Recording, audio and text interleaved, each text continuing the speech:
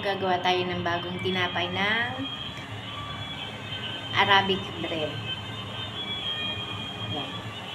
Kailangan natin siyang bilugin. Tapos, papalaparan natin siya ng manipis.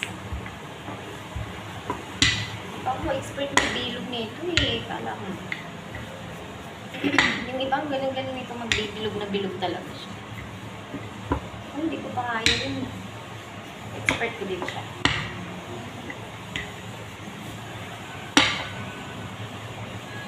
Ngayon na kasi ako gumawa ng ganito. Kaya hindi ako masyadong expert.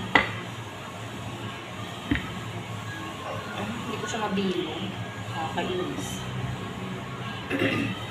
Basta flat siya, okay lang naman. Tapos, pag na-flat mo na siya, ganyan, yan. Ilalagay natin siya sa oil.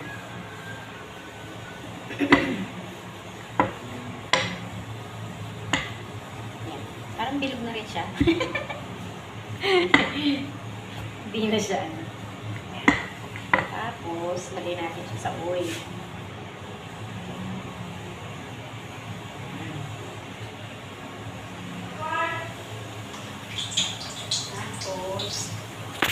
Kailangan ganyan siya, yan. Yan.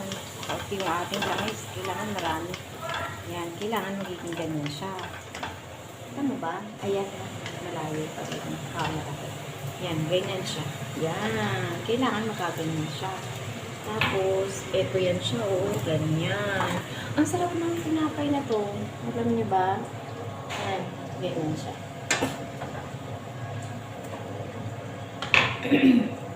Kailangan yung ano niya, medium siya para madali siyang maglobo na ganyan. Yan.